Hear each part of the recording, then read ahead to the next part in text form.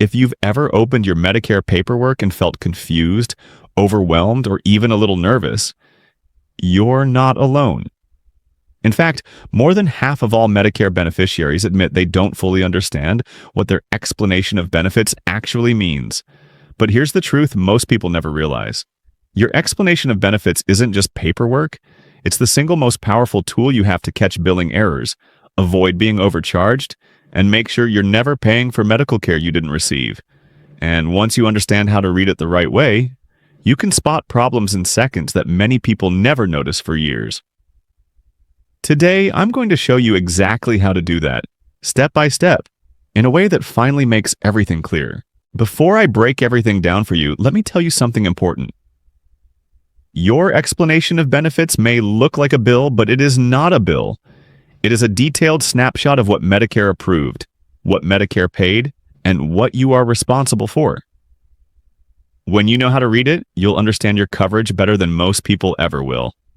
So take a breath, relax your shoulders, and let me walk you through this slowly and clearly, just like I would explain it to one of my own patients. The first thing you need to know is that every explanation of benefits includes 4 key sections: the patient information, the service details, the cost breakdown, and your responsibility. Every piece of information inside these sections has a purpose, and each one can help protect you from mistakes. Many seniors tell me they stopped looking closely at their EOBs because the documents looked too complicated. But once you know where your eyes should go first, the entire page suddenly becomes simple. When you open your EOB, the first thing you'll see is your name, your Medicare number, and the date the claim was processed. This may seem unimportant, but it is actually one of the most critical pieces to check.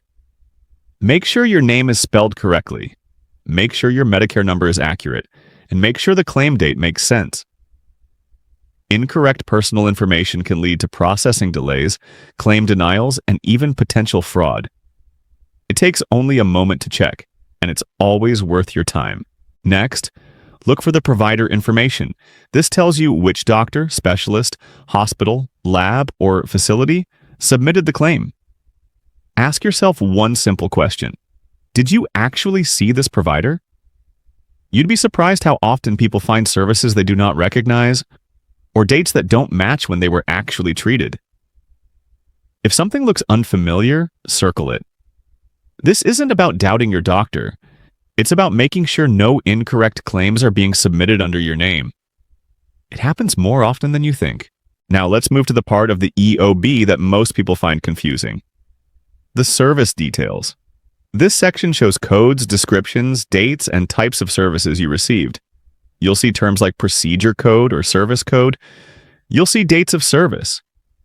You'll see a short description like office visit, lab test, x-ray, or medical equipment. These codes are used for billing, but you don't need to be an expert to use this section. Simply look at the description and the date. Does it match something you remember?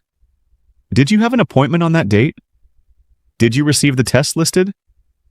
Does the equipment sound familiar? If not, highlight it. One of the biggest issues I help seniors with is double billing. Sometimes a provider accidentally submits the same service twice. Other times, a lab or imaging center sends multiple claims for the same test. You can catch this instantly when you see 2 identical descriptions with the same date. Your explanation of benefits gives you the chance to stop an error before it becomes a bill. Now we get into the financial part of the EOB, which is where most people's eyes glaze over. But I'm going to make this so clear that you'll never feel confused again. When you look at the cost section, you'll always see several numbers. They usually include the provider's charge, the amount allowed by Medicare, the amount Medicare paid, and the amount you may owe. Let me explain each one the simple way. The provider's charge is the amount your doctor or facility billed. Medicare. This number is often much higher than what Medicare will actually pay. Don't worry about this number. Think of it as the starting point, not the real cost. Next, you'll see the allowed amount. This is the most important number on the page. This is the amount Medicare has approved as a fair price. No matter what a provider charges, Medicare only considers the allowed amount. This is the number everything else is based on. Then you'll see what Medicare paid. This amount is paid directly to your doctor or the facility. And finally, you'll see what you may owe. This could be your copay, your coinsurance, or your deductible. Here's the part many people misunderstand. Just because something appears under the "You may owe" section does not mean you will receive a bill for that exact number. It simply means that based on Medicare rules, that is your portion of the approved amount. Many people see this number, assume it's a bill, and panic. But it's not. It's a cost estimate that tells you what to expect. The actual bill comes later from your provider, not from Medicare. Your explanation of benefits will also include a remark code or short message section. These notes explain special situations. For example, Medicare may say the service was denied because the doctor used the wrong billing code, or Medicare may say they need more information, or they may say the service isn't covered under your plan. These notes are important, and you should read them. If something is denied, it does not automatically mean you are responsible for the full cost. Sometimes all it takes is your doctor resubmitting the claim with corrected information. Now, let's talk about something that can save you a lot of money. Many seniors don't realize they have the right to appeal Medicare decisions. If you believe a service should have been covered, you can appeal. And your explanation of benefits will tell you how to do that. You don't need to be an expert, and you don't need a lawyer. The instructions are written in plain language, and Medicare gives you the right to challenge any decision you believe is incorrect. You have more power than you think. Before I continue, I want to take a moment for a quick but important message. If you're finding this explanation helpful and you want clear, simple Medicare guidance without confusion, make sure you follow Medicare Mentor. This channel is dedicated to helping seniors save money, avoid mistakes, and get the benefits they deserve.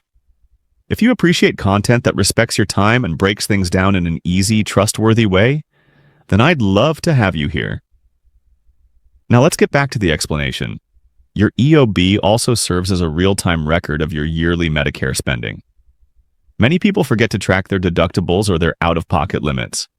But your EOB shows exactly how much you've paid toward your deductible and what remains.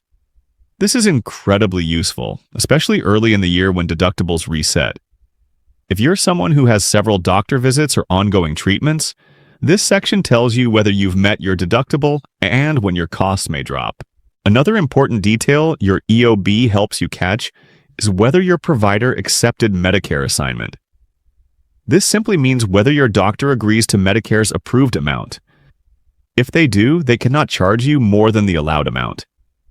If they do not accept assignment, they can charge extra. Fortunately, most providers accept assignment, but it's always worth checking. Your EOB will clearly show whether your provider agrees to Medicare's payment terms. Now let's talk about something that surprises many seniors. Your EOB can help protect you from identity theft. When someone steals a Medicare number, they often submit claims for services you never received. Your explanation of benefits is usually the first place you'll notice something is wrong. If you ever see claims for treatments, equipment, or visits you don't recognize, take action immediately. Call your provider and follow the steps on your EOB for reporting suspicious activity. Medicare takes fraud seriously, and your report can stop the issue quickly. One thing I want you to understand is that your explanation of benefits is not meant to be intimidating. It's meant to empower you. It's meant to give you transparency. And it's meant to make sure Medicare and your providers are doing things correctly. You don't need to memorize codes or understand every technical term. You just need to get comfortable looking at the document and recognizing what should and shouldn't be there. As you continue receiving EOBs, you'll notice a pattern. You'll start recognizing the same types of charges for routine visits. You'll see how Medicare handles lab work, how they calculate imaging costs, and how they break down preventive care. Over time, everything becomes familiar, and once it becomes familiar, it becomes simple. Before we wrap up, let me give you a few quick tips that many seniors find helpful. First, always compare your EOBs to your provider bills. Make sure the numbers match. If the bill is higher than what the EOB says you owe, call the office. Second, keep your EOBs organized. Whether you store them online or in a file folder, having them in one place makes it easier to track your medical spending. Third, always read your EOBs. Even if nothing seems unusual, reviewing them regularly helps you stay informed and in control. And here's something else I encourage you to do. Whenever you get a major procedure, a surgery, or a new type of treatment, save those EOBS.